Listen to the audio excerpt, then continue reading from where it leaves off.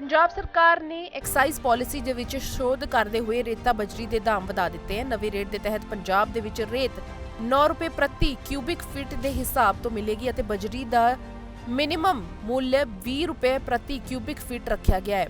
Cabinet ਦੀ meeting ਤੋਂ ਬਾਅਦ mining ਮੰਤਰੀ ਹਰਜੋਤ ਸਿੰਘ ਬੈਂਸ ਨੇ ਦੱਸਿਆ ਕਿ ਸਾਬਕਾ ਕਾਂਗਰਸ ਸਰਕਾਰ ਨੇ ਰੇਤ ਦੇ ਦਾਮ ਘਟਾਏ ਸੀ, ਲੇਕਿਨ ਉਸ ਦਾ ਫਾਇਦਾ ਜਨਤਾ ਨੂੰ ਨਹੀਂ ਹੋ ਰਿਹਾ ਸੀ। ਸਰਕਾਰ ਦਾ ਦਾਅਵਾ ਹੈ ਕਿ ਹੁਣ ਨਵੀਂ ਪਾਲਿਸੀ ਤੋਂ ਜਨਤਾ ਨੂੰ ਇਸ ਦਾ ਲਾਭ ਹੋਵੇਗਾ। ਹਾਲਾਂਕਿ ਨਵੀਂ ਪਾਲਿਸੀ ਦੇ ਵਿੱਚ ਇਹ ਲਾਭ ਹੁੰਦਾ ਦਿਖ ਨਹੀਂ ਰਿਹਾ। ਪਾਲਿਸੀ ਦੇ ਵਿੱਚ ਬਦਲਾਅ ਕਰਦੇ ਹੋਏ ਸਰਕਾਰ ਨੇ ਕ੍ਰਸ਼ਰ ਸਾਈਟ ਛੋਟੀ ਕਰ ਸਿਕਿਉਰਿਟੀ ਫੀਸ ਵਧਾ ਦਿੱਤੀ ਹੈ। ਹੁਣ 3 ਲੱਖ ਦੀ ਥਾਂ ਸਿਕਿਉਰਿਟੀ ਫੀਸ 5 ਲੱਖ ਦੇਣੀ ਹੋਵੇਗੀ। 3 ਸਾਲ ਦੇ ਲਈ ਇੱਕ ਸਾਈਟ ਅਲਾਟ ਕੀਤੀ ਜਾਏਗੀ ਅਤੇ ਠੇਕੇਦਾਰ ਦੀ ਸਰਕਾਰ ਦੇ ਪ੍ਰਤੀ ਜਵਾਬਦੇਹੀ ਹੋਵੇਗੀ। ਸਰਕਾਰ ਮਾਈਨਿੰਗ ਤੋਂ ਨਿਕਲਣ ਵਾਲੀ ਜਿਹੜੀ ਸਾਮੱਗਰੀ ਹੈ ਉਸ ਤੇ ਇਨਵਾਇਰਨਮੈਂਟ ਸੈਸ ਲਵੇਗੀ। ਸਰਕਾਰ ਦਾ ਮੰਨਣਾ ਹੈ ਕਿ ਨਵੀਂ ਨੀਤੀ ਤੋਂ 225 ਕਰੋੜ ਦਾ ਸਾਲਾਨਾ ਰੈਵਨਿਊ ਜੁਟਾਇਆ ਜਾ ਸਕਦਾ ਹੈ। ਨਵੀਂ ਨੀਤੀ ਦੇ ਮੁਤਾਬਿਕ ਗੈਰ ਕਾਨੂੰਨੀ ਮਾਈਨਿੰਗ ਰੋਕਣ ਦੇ ਲਈ ਕ੍ਰਸ਼ਰਾਂ ਦਾ ਦਾਇਰਾ 5 ਹੈਕਟਰ ਤੱਕ ਸੀਮਿਤ ਕਰ ਦਿੱਤਾ ਗਿਆ ਹੈ। ਯਾਨੀ ਕਿ ਕਿਸੇ ਠੇਕੇਦਾਰ ਨੂੰ 20 ਹੈਕਟਰ ਦੀ ਸਾਈਟ ਅਲਾਟ ਕਰਵਾਉਣੀ ਹੈ ਤੇ ਉਸ ਨੂੰ 5 ਹੈਕਟਰ ਦੀ 4 ਸਾਈਟਾਂ ਅਲਾਟ ਕਰਨੀ ਹੋਵੇਗੀ। ਮੁੱਖ ਮੰਤਰੀ ਭਗਵੰਤ ਮਾਨ ਦੀ ਅਧਿਕਸ਼ਤਾ ਹੇਠ ਹੋਈ ਕੈਬਨਿਟ ਦੀ ਬੈਠਕ ਦੇ ਵਿੱਚ ਇਹ ਨੀਤੀ ਦੇ ਤਹਿਤ ਨਵੇਂ ਪ੍ਰਾਵਧਾਨ ਕੀਤੇ ਗਏ ਨੇ।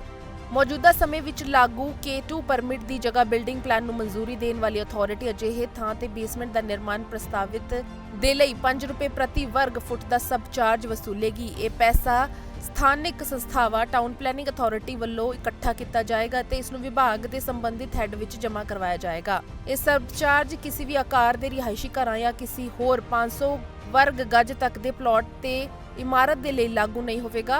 ਇਸ ਦੇ ਇਲਾਵਾ ਈਂਟ ਭੱਟਿਆਂ ਨੂੰ ਛੱਡ ਕੇ ਵਪਾਰਕ ਢਾਂਚਿਆਂ ਦੇ ਪ੍ਰੋਜੈਕਟਾਂ ਦੇ ਨਿਰਮਾਣ ਦੇ ਵਿੱਚ ਪ੍ਰਯੋਗ ਦੇ ਲਈ ਸਧਾਰਨ ਮਿੱਟੀ ਦੀ ਰਾਇਲਟੀ ਦਰ 10 ਰੁਪਏ ਪ੍ਰਤੀ ਟਨ ਰੱਖੀ ਗਈ ਹੈ।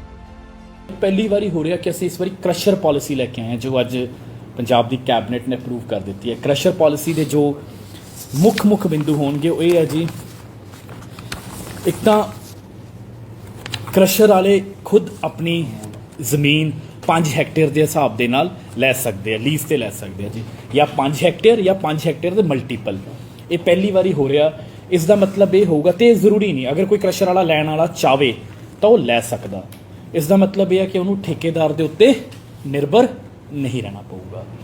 ਦੂਜੀ ਗੱਲ ਜੀ, ਜਿਹੜਾ ਉਹਦੇ ਵਿੱਚ ਮੇਨ ਕੀਤਾ ਗਿਆ, ਇੱਕ ਕਿਉਂਕਿ ਕ੍ਰਸ਼ਰ ਸਾਡੇ ਵਾਤਾਵਰਣ ਦੇ ਉੱਤੇ ਬਹੁਤ ਜ਼ਿਆਦਾ ਪ੍ਰਭਾਵ ਪਾਉਂਦੇ ਆ। ਬਹੁਤ ਸਾਰੇ ਇਲਾਕਿਆਂ ਦੇ ਵਿੱਚ ਪਾਣੀ ਡੂੰਘੇ ਹੋਏ ਆ, ਪਹਾੜਾਂ ਦੇ ਉੱਤੇ ਬਹੁਤ ਕੁਝ ਹੋਇਆ। ਤਾਂ ਪਿਛਲੇ ਸਮੇਂ ਦੇ ਵਿੱਚ ਇਲੀਗਲ ਮਾਈਨਿੰਗ ਕਰਕੇ ਵਾਤਾਵਰਣ ਦੇ ਉੱਤੇ ਬਹੁਤ ਕੁਝ ਹੋਇਆ।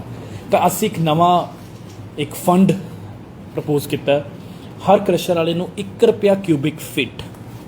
ਹੁਣ ਤੱਕ ਕ੍ਰਸ਼ਰ ਵਾਲਾ ਸਿਰਫ 10,000 ਰੁਪਏ ਦਿੰਦਾ ਸੀ। ਉਸ ਤੋਂ ਇਲਾਵਾ ਸਿਰਫ ਪੈਸੇ ਬਹੁਤ ਦਿੰਦਾ ਸੀ। ਹਰ ਕਿਸੇ ਨੂੰ ਮਹੀਨਾ ਜਾਂਦਾ ਸੀਗਾ, ਗੁੰਡਾ ਪਰਚੀ ਜਾਂਦੀ ਸੀ, ਪਰ ਸਰਕਾਰ ਦੇ ਖਾਤੇ ਸਿਰਫ 10,000 ਰੁਪਏ ਇੱਕ ਵਾਰੀ, ਹੋਰ ਸਰਕਾਰ ਨੂੰ ਕੁਝ ਨਹੀਂ ਮਿਲਦਾ ਸੀ।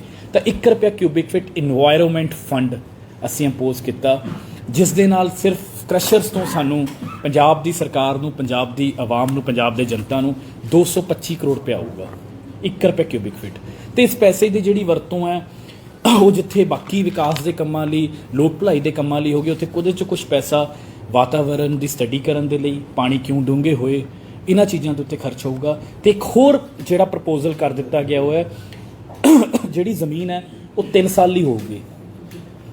1 ਸਾਲ ਲਈ ਹੋਰ ਰੀਨਿਊ ਹੋ ਸਕਦੀ ਹੈ, ਪਰ ਜਦੋਂ ਉੱਥੇ ਮਾਈਨਿੰਗ ਹੋਗੀ ਤਾਂ ਉਸ ਕ੍ਰਸ਼ਰ ਵਾਲੇ ਦੀ ਰਿਸਪੌਂਸਿਬਿਲਿਟੀ ਹੋਊਗੀ ਉਸ ਨੂੰ ਸਾਰੇ ਨੂੰ ਪਲਾਂਟੇਸ਼ਨ ਕਰਨਾ, ਤਾਂ ਕਿ ਆਪਣਾ ਵਾਤਾਵਰਣ ਠੀਕ ਹੋਵੇ। ਅਗਰ ਉੱਥੇ ਨਹੀਂ ਤਾਂ 19 ਬਰਾਬਰ ਜ਼ਮੀਨ ਕਿਤੇ ਹੋਰ ਹੋ, ਪਲਾਂਟੇਸ਼ਨ ਇਜ਼ ਮਸਟ। ਇਸ ਤੋਂ ਇਲਾਵਾ ਜੀ ਜਿਹੜੀ ਰਜਿਸਟ੍ਰੇਸ਼ਨ ਫੀਸ 10,000 ਸੀ ਉਹਨੂੰ ਵਧਾ ਕੇ 1 ਲੱਖ ਰੁਪਏ ਕਰ ਦਿੱਤਾ ਗਿਆ। ਤੇ ਇਸ ਤੋਂ ਇਲਾਵਾ 3 ਲੱਖ ਰੁਪਏ ਤੋਂ ਲੈ ਕੇ 5 ਲੱਖ ਰੁਪਇਆ 3 ਲੱਖ ਤੋਂ ਲੈ ਕੇ 5 ਲੱਖ ਰੁਪਇਆ ਇੱਕ ਕ੍ਰਸ਼ਰ ਵਾਲੇ ਨੂੰ security depending upon it's size and capacity, ਉਸ ਨੂੰ ਸਿਕਿਉਰਿਟੀ ਪੰਜਾਬ ਸਰਕਾਰ ਤੇ ਮਾਈਨਿੰਗ ਵਿਭਾਗ ਕੋਲ ਦੇਣੀ ਪਊਗੀ, ਤਾਂ ਕਿ ਅਗਰ ਉਹ ਕੱਲ੍ਹ ਨੂੰ ਕੋਈ ਵੀ ਗਲਤ ਕੰਮ ਕਰਦਾ ਤਾਂ ਅਸੀਂ ਉਸਦੀ ਸਿਕਿਉਰਿਟੀ ਜ਼ਬਤ ਕਰੀਏ। ਕ੍ਰਸ਼ਰ ਵਾਲੇ ਉੱਤੇ ਕੋਈ ਦੇਖ ਰੇਖ ਨਹੀਂ ਸੀ। ਕ੍ਰਸ਼ਰ ਵਾਲੇ ਹਰ ਕ੍ਰਸ਼ਰ ਦੇ ਉੱਤੇ ਵੇ ਬ੍ਰਿਜ ਕ੍ਰਸ਼ਰ ਵਾਲੇ ਲਾਉਣਗੇ ਜੀ। ਉਹ ਜਿਹੜਾ ਵੇ ਬ੍ਰਿਜ, ਉਹ ਜਿਹੜਾ ਕੰਢਾ ਹੈ, ਉਹ ਪੰਜਾਬ ਸਰਕਾਰ ਮਾਈਨਿੰਗ ਵਿਭਾਗ ਦੇ ਪੋਰਟਲ ਦੇ ਨਾਲ ਡਾਇਰੈਕਟਲੀ ਲਿੰਕਡ ਹੋਊਗਾ। ਹਰ ਕ੍ਰਸ਼ਰ ਵਾਲੇ ਨੂੰ ਹਰ ਮਹੀਨੇ, ਜਿਵੇਂ ਆਪਾਂ ਬਾਕੀ ਜ਼ਿਆਦਾ ਰਿਟਰਨਸ ਜਾਂਦੀਆਂ, ਰਿਟਰਨਸ ਭਰਨੀਆਂ ਪੈਣਗੀਆਂ। ਜਿੰਨਾ ਮਾਲ ਆਇਆ ਉਹਨੂੰ ਦੱਸਣਾ ਪਊਗਾ ਕਿੱਥੋਂ ਆਇਆ ਸੀ, ਰॉ ਮਟੀਰੀਅਲ ਉਹਦੇ ਆਪਣੀ ਸਾਈਟ ਸੀ, ਠੇਕੇਦਾਰ ਤੋਂ ਲਿਆ, ਕਿਸੇ ਹੋਰ ਸਟੇਟ ਤੋਂ ਲਿਆ, ਤੇ ਕਿੰਨੇ ਦੀ ਰਿਟਰਨ ਭਰੀ ਹੈ। ਇਲੈਕਟ੍ਰਿਸਿਟੀ ਮੀਟਰ ਦੇ ਨਾਲ ਉਸ ਦਾ ਅਸੀਂ ਚੈੱਕ ਕਰਾਂਗੇ। ਅਗਰ ਇਨਪੁਟ ਘੱਟ ਹੈ ਤੇ ਆਊਟਪੁੱਟ ਜ਼ਿਆਦਾ ਹੈ ਤਾਂ ਉਸ ਦੀ ਉਹਨੂੰ ਜਿਹੜੇ ਹੈ ਪੈਨਲਟੀ ਮਾਈਨਿੰਗ ਵਿਭਾਗ ਨੂੰ ਦੇਣੇ ਪੈਣੇ। ਇਹ ਸਾਰੇ ਮੇਜਰਸ ਦੇ ਨਾਲ ਜਿਹੜਾ ਹੈ ਲੋਕਾਂ ਨੂੰ ਲਈ ਹਜੇ ਵੀ ਬਾਰ-ਬਾਰ ਮੇਜਰਸ ਲੈਣ ਤੋਂ ਬਾਅਦ ਬਹੁਤ ਮਹਿੰਗਾ ਰੇਤਾ ਬਜਰੀ ਮਿਲ ਰਿਹਾ ਸੀ, ਲੋਕਾਂ ਨੂੰ ਕਾਫੀ ਕਿਫਾਇਤੀ ਰੇਟ ਦੇ ਉੱਤੇ ਰੇਤਾ ਤੇ ਬਜਰੀ ਮਿਲੂਗੀ। ਇਸ ਤੋਂ ਇਲਾਵਾ ਜਿਹੜੀ ਐਗਜ਼ਿਸਟਿੰਗ ਮਾਈਨਿੰਗ ਪਾਲਿਸੀ ਚੱਲ ਰਹੀ ਹੈ ਉਸ ਮਾਈਨਿੰਗ ਪਾਲਿਸੀ ਦੇ ਵਿੱਚ ਕੁਝ ਚੇਂਜਸ ਕੀਤੇ ਗਏ ਆ। ਇੱਕ ਤਾਂ ਜਿਹੜਾ ਸਭ ਤੋਂ ਵੱਡਾ ਮੈਨੂੰ ਲੱਗਦਾ ਚੇਂਜ ਜੋ ਕੀਤਾ ਗਿਆ ਉਹ ਸੀਗਾ, ਜੋ ਦਿੱਕਤ ਬਤੌਰ ਮਾਈਨਿੰਗ ਮੰਤਰੀ ਮੈਨੂੰ ਦੇਖਣ ਨੂੰ ਆ ਰਹੀ ਸੀ ਕਿ ਕਹਿੰਦੇ ਪਿਛਲੀ ਸਰਕਾਰ ਜਾਂਦੇ ਦੋ ਕੰਮ ਕਰ ਗਈ ਜਿਹੜੇ ਕਹਿਣ ਨੂੰ ਤਾਂ ਬਹੁਤ ਵੱਡੇ ਲੋਕ ਪੱਖੀ ਸੀਗੇ ਜੀ, ਬੋਰਡ ਲਾ ਦਿੱਤੇ, ਬੜੀ ਇਸ਼ਤਿਹਾਰਬਾਜ਼ੀ ਹੋਈ, ਪਰ ਜ਼ਮੀਨ ਤੇ ਕੁਝ ਨਹੀਂ ਹੋਇਆ, ਉਲਟਾ ਨੁਕਸਾਨ ਹੋਇਆ। ਇੱਕ ਕੰਮ ਇਹ ਸੀ, ਕਹਿੰਦੇ ਜੀ 9 ਰੁਪਏ ਤੋਂ ਜਿਹੜਾ ਹੈ ਰੇਤਾ 5.5 ਰੁਪਏ ਫਿੱਟ ਕਰਤਾ। 5.5 ਰੁਪਏ ਕਿਸੇ ਨੂੰ ਵੀ ਕਦੇ ਵੀ ਰੇਤਾ ਮਿਲਿਆ ਹੀ ਨਹੀਂ। ਹੋਇਆ ਕੀ ਜੀ, ਜਦੋਂ ਅਸੀਂ ਫਾਈਲਾਂ ਦੇਖੀਆਂ ਤਾਂ ਸਾਡੇ ਪੈਰਾਂ ਹੇਠੋਂ ਜ਼ਮੀਨ ਨਿਕਲ ਗਈ। 9 ਰੁਪਏ ਚੋਂ 5.5 ਰੁਪਏ ਕਰਨ ਦੇ ਲਈ ਪੰਜਾਬ ਸਰਕਾਰ ਦੀ ਰਾਇਲਟੀ ਜੋ ਪਹਿਲਾਂ 2 ਰੁਪਏ 40 ਪੈਸੇ ਸੀ ਉਹ ਘਟਾ ਕੇ 70 ਪੈਸੇ ਕਰਤੀ। ਠੇਕੇਦਾਰਾਂ ਦਾ ਮਾਰਜਨ ਥੋੜਾ ਜਿਹਾ ਘਟਾਇਆ, ਸਿਰਫ ਜਾਨੀ ਜਿਹੜਾ 3.5 ਰੁਪਏ ਘਟਾਏ ਉਹਦੇ ਵਿੱਚੋਂ 2.5 ਰੁਪਏ ਪੰਜਾਬ ਸਰਕਾਰ ਦੇ ਘਟਾ ਦਿੱਤੇ, ਪੰਜਾਬ ਰੈਵਨਿਊ ਘਟਾ ਦਿੱਤਾ। ਇਸ ਕਰਕੇ ਅੱਛਾ ਫਾਇਦਾ ਕਿਹਨੂੰ ਪਹੁੰਚਾਇਆ? ਠੇਕੇਦਾਰਾਂ ਨੂੰ। ਲੋਕਾਂ ਨੂੰ ਤਾਂ ਵੀ ਰੇਤਾ ਮਹਿੰਗੇ ਰੇਟ ਤੇ ਮਿਲਿਆ, ਕਿਸੇ ਨੂੰ ਵੀ 5.5 ਰੁਪਏ ਨਾ ਅੱਜ ਮਿਲ ਰਿਹਾ, ਜਿਹੜੇ ਠੇਕੇਦਾਰ ਇਦਾਂ ਦੇ ਕਰਪਸ਼ਨ ਕਰ ਰਹੇ ਆ। ਇਸ ਕਰਕੇ ਹੁਣ ਜਿਹੜਾ ਦੁਬਾਰਾ ਜਿਹੜਾ ਰੇਟ ਹੈ ਉਹ 9 ਰੁਪਏ ਕਿਊਬਿਕ ਫਿਟ ਕਰ ਦਿੱਤਾ ਗਿਆ ਹੈ ਜੀ। ਪੰਜਾਬ ਸਰਕਾਰ ਦੀ ਰਾਇਲਟੀ 2 ਰੁਪਏ 40 ਪੈਸੇ ਜੋ ਨਵੰਬਰ ਤੋਂ ਪਹਿਲਾਂ ਸੀ, ਤੇ ਤਾਂ ਕਿ ਹੁਣ ਉਹ 9 ਰੁਪਏ ਹੀ ਮਿਲੇ, ਅਗਰ ਕਿਸੇ ਨੇ ਸਿਰਫ ਰੇਤਾ ਲੈਣਾ 9 ਰੁਪਏ ਹੀ ਮਿਲੇ। ਉਸ ਦੇ ਵਿੱਚ ਇੱਕ ਨਵਾਂ ਚੇਂਜ ਕੀਤਾ ਗਿਆ ਕਿ ਹੁਣ ਉੱਥੇ ਠੇਕੇਦਾਰ ਦੇ ਬੰਦੇ ਨਹੀਂ ਬੈਠਣਗੇ, ਉੱਥੇ ਮਾਈਨਿੰਗ ਵਿਭਾਗ ਆਪਣੇ ਅਧਿਕਾਰੀ ਬਿਠਾਊਗਾ ਤੇ ਉਹ ਪੈਸੇ ਕਲੈਕਟ ਕਰਨਗੇ, ਤੇ ਜੋ ਠੇਕੇਦਾਰ ਦਾ ਹਿੱਸਾ ਹੋਊਗਾ ਉਹ ਠੇਕੇਦਾਰ ਨੂੰ, ਜੋ ਜ਼ਮੀਨ ਮਾਲਿਕ ਦਾ ਹਿੱਸਾ ਹੋਊਗਾ ਉਹ ਜ਼ਮੀਨ ਦੇ ਮਾਲਿਕ ਨੂੰ, ਤੇ ਜੋ ਪੰਜਾਬ ਸਰਕਾਰ ਦਾ ਅਸੀਂ ਰੱਖ ਲਾਂਗੇ, ਤਾਂ ਕਿ ਉਸ ਜਿਹੜੀ ਸਾਈਟਾਂ ਨੇ ਉੱਥੇ ਵਾਕਈ 9 ਰੁਪਏ ਦੇ ਫੁੱਟ ਦੇ ਹਿਸਾਬ ਨਾਲ ਰੇਤਾ ਮਿਲ ਸਕੇ। ਇਹ ਇੱਕ ਬਹੁਤ ਵੱਡਾ ਚੇਂਜ ਹੈ। ਇਸ ਤੋਂ ਇਲਾਵਾ ਇੱਕ ਹੋਰ ਜਿਹੜਾ ਕਹਿੰਦੇ ਜੀ ਮਿੱਟੀ ਮੁਫਤ ਕਰਤੀ। ਇੰਨਾ ਵੱਡਾ ਧੋਖਾ ਪੰਜਾਬ ਦੇ ਨਾਲ, ਕਹਿਣ ਨੂੰ ਤੁਸੀਂ 2 ਕਿੱਲੇ ਦੇ ਵਿੱਚ 3 ਫੁੱਟ ਤੱਕ ਮਿੱਟੀ ਮੁਫਤ ਚੱਕ ਸਕਦੇ ਹੋ। ਉਹ ਜਿਹੜਾ ਨੋਟੀਫਿਕੇਸ਼ਨ ਸੀਗਾ ਉਸ ਨੋਟੀਫਿਕੇਸ਼ਨ 'ਚ ਇਹ ਲਿਖਿਆ ਗਿਆ ਕਿ ਮਿੱਟੀ ਮੁਫਤ ਕਰਤੀ, ਪਰ ਇੱਕ ਚੀਜ਼ ਲਿਖਤੀ ਕਿ ਅਗਰ ਤਾਂ ਹੈ 3 ਫੁੱਟ ਤੇ 2 3 ਫੁੱਟ ਤੇ 2 ਕਿੱਲਾ ਜੇ ਤੁਸੀਂ ਮੈਨੂਅਲ ਕਰਦੇ ਹੋ। ਹੁਣ ਇਹ ਦੱਸੋ ਜੀ, ਕੋਈ ਬੰਦਾ ਅਗਰ ਕਿਸੇ ਨੇ ਟਿੱਪਰ ਭਰਨਾ, ਉਹ ਮਿੱਟੀ ਮੈਨੂਅਲ ਕਹੀਆਂ ਨਾਲ ਅੱਜ ਦੇ ਹਾਲਾਤਾਂ 'ਚ ਕਿਵੇਂ ਪੋਸੀਬਲ ਹੈ?